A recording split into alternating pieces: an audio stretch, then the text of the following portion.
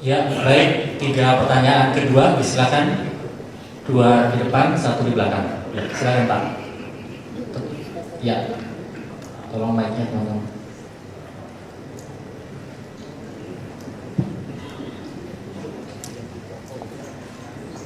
Baik, terima kasih Pak. Saya Edward Mias dari Tangerang.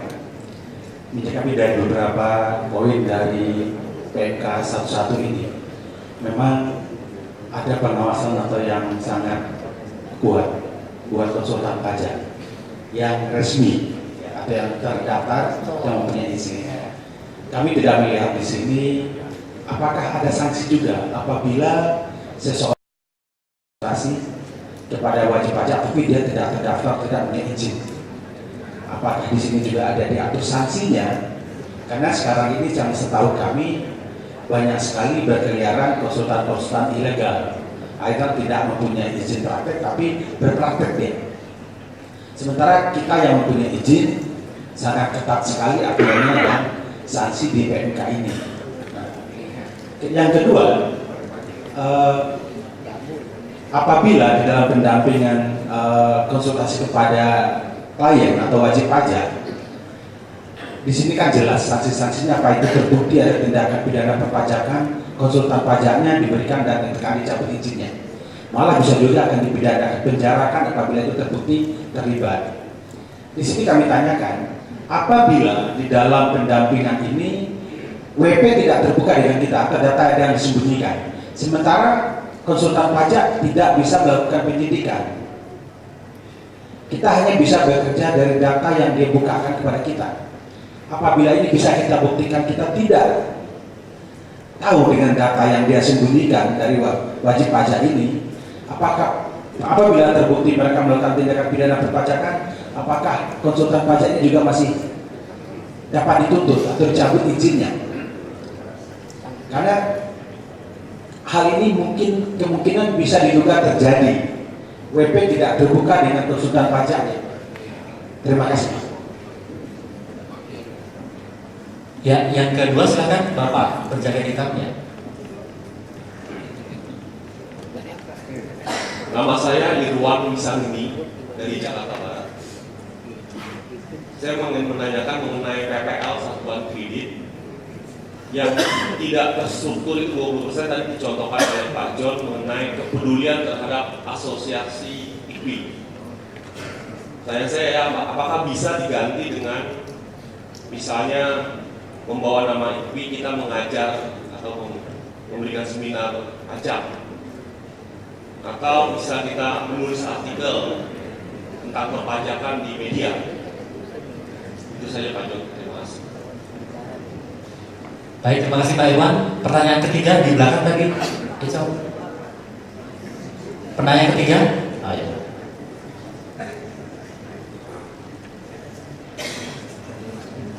Terima kasih Pak John Tagol. Saya ingin menanyakan mengenai menindaklanjuti pertanyaan dari Pak Edward Mias. Saya Henry dari IPI Tangerang. Saya menindaklanjuti dari pertanyaan Pak Edward Mias Tangerang. Kalau biasanya di profesi angkutan publik, bahwasanya data merupakan tanggung jawab manajemen. Yang Bapak, yang tadi diutarakan oleh Pak Edward Mias dari Tangerang, serta tadi penjelasan dari Pak John Tagol bahwa jika WP terlibat ya kita ikut ke bawah. Pertanyaan saya menambahkan pertanyaan dari Pak Edward, jika WP tersangkut masalah pidana khusus. Nah, poin-poin apa aja, seperti apa aja pidana khusus itu terdiri dari apa aja? Mungkin dari DJP bisa menguraikan secara detail. Itu pertama. Kedua, kalau masuk ke pengadilan negeri kena pidana khusus, apakah asosiasi dari para profesi konsultan pajak ikut mendampingi dan kepada konsultan pajak itu sendiri dalam pendapat agar tidak masuk kasus? Katakanlah penjara cuma dicabut, itu is okay kalau pemain didampingi. Kalau yang biasa dikhawatirkan kan masuk ke penjara juga. Terus ada pertanyaan satu lagi Pak, masalah PPL Pak. PPL untuk yang C60, teorinya seyogianya demi peningkatan mutu daripada konsultan pajak DJP ikut bertanggung jawab terhadap pengembangan PPL ini, dan itu harus teorinya dari Sabang sampai Merauke harus digratiskan Pak, atau dengan biaya murah, supaya di Papua juga bisa terakomodasi Pak. Itu terus tadi Bapak kata satu lagi Pak, terakhir Pak, mengenai yang pertanyaannya mengenai udah apa, wajib badan itu izin pajak yang berbadan hukum. Tadi Bapak katakan harus dengan undang-undang. Seperti kita ketahui PMK 25 tahun 2014 tentang register angkutan negara, bahwa KJA aja bisa dengan perorangan atau badan hukum itu melalui PMK Pak. PMK 25 tahun 2014 untuk KJA Pak. Mengapa dari DJP mengenai PMK setelah 111 ini tidak dikembangkan lagi, bisa juga berbadan hukum Pak? Terima kasih. Baik, terima kasih. Silakan Pak, 3 pertanyaan kedua Pak. Ya, terima kasih atas pertanyaannya semakin challenging ya. Ya. Apakah coba ya? Ini pertanyaan dari Pak siapa tadi, Pak yang Tangerang ya, Pak Edward ya. Nah, jadi kalau bagaimana dengan konsultan pajak yang ilegal, begitu Pak ya. Nah inilah tadi saya katakan ke Bapak, memang kita tidak atur di sini Pak, karena saya dorong teman-teman dari asosiasi dan stakeholders lainnya dari Pusdiklat juga ya, dari perguruan tinggi, kita akan setelah ini kita akan siapkan RUU konsultan pajak.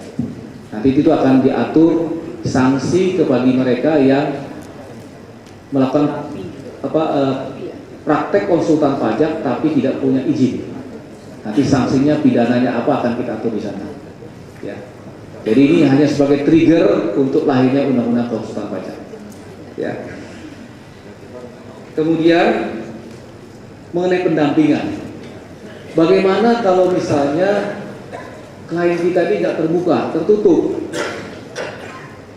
Bapak segera terminasi. Masih banyak klien yang lain Pak, terlalu berisiko Bapak punya klien seperti itu untuk PMK sekarang Pak ya, karena aturannya udah jelas ya, nggak usah dielus-elus Pak, putuskan aja, cari klien yang lain. Ini saran saya Pak ya, tapi Bapak jangan minta saya yang carikan ya, karena kami juga terikat kode etik. Kemudian yang berikutnya mengenai PPL. Nah ini ada pertanyaan bagus. Tadi kan saya ambil contoh itu yang panitia HUT 17 Agustus ya Pak ya.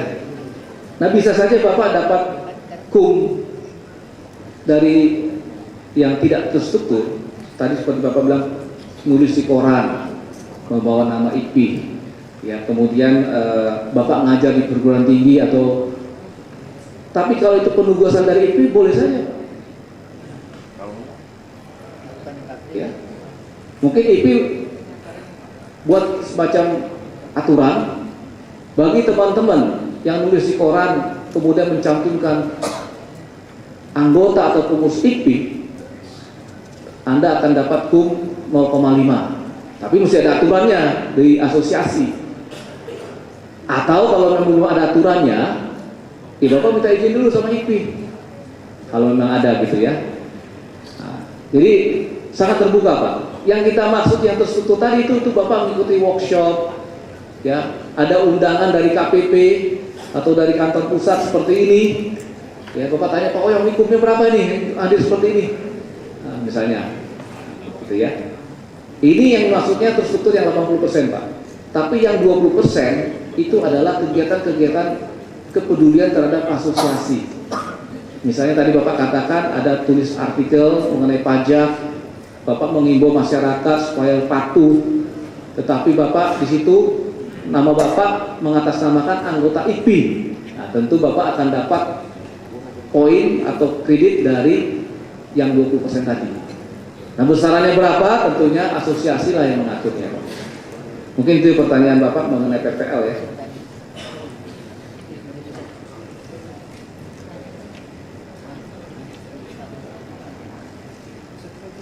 Ya, ini tadi yang pertanyaan mengenai pidana saya rasa sama Pak ya. Jadi kalau Bapak nggak betul-betul mengetahui bisnis proses dan kepatuhan dari klien Bapak, ya tutup-tutupi, sebaiknya Bapak cari klien yang lain. Ya, ini saran. Ya, kalau Bapak masih ingin beresiko ya silakan. Ya. Kemudian mengenai PPL tadi saya katakan yang diselenggarakan oleh Direktur Jenderal Pajak, itu tentunya nanti saya harapkan asosiasi bisa menyetarakan ya berapa bobotnya. Ya, tentunya kan PPL itu bisa diselenggarakan oleh asosiasi maupun non asosiasi. Non asosiasi ini bisa perguruan tinggi, pihak swasta ataupun Direktur Jenderal Pajak. Jadi nanti tentunya asosiasi di mana Bapak bernaung akan memberikan penyetaraan berapa bobot terhadap kegiatan tersebut. Saya rasa demikian yang bisa saya sampaikan. Terima kasih. Ya, baik. Terima kasih. Pertanyaan ketiga dari row sebelah sana, Pak. Ya, Pak. Yang mana, Pak?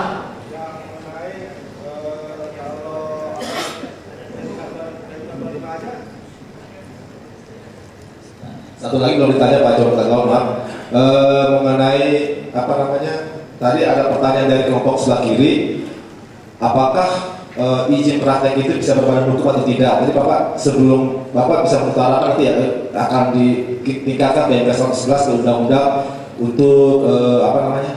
Berbadan hukum izin praktek tersebut. Pertanyaan saya tadi PMK 25 tahun 2014 saja kita ambil tetangga sebelah Pak mengenai di register angkutan negara. KJA di situ bisa perorangan, badan hukum, firma dan sebagainya, tidak perlu dengan undang-undang, cukup dengan PMK. Seyogianya diharapkan juga dari DJP melalui PMK peraturan Menteri Keuangan juga bisa terbitkan ataupun dikeluarkan PMK yang mengatur itu tentang pendirian izin praktek berbadan hukum atau firma Pak. Tanpa melalui undang-undang cukup PMK, itu permintaan Pak. Terima kasih. Ya, terima kasih Pak atas masukannya. Jadi izin praktek diberikan pada orang pribadi. Ya. Yang kedua, bentuk hukumnya seharusnya itu adalah persekutuan. Tapi itu nanti akan kita atur di undang-undang yang bukan di sini, Pak. Ya, mungkin itu yang bisa saya sampaikan dulu ke Bapak. Jadi kalau kita mau ikut tetangga lain, ya saya rasa kita perlu pikirkan baik-baik apakah tetangga itu lebih baik dari kita gitu ya. Mohon maaf.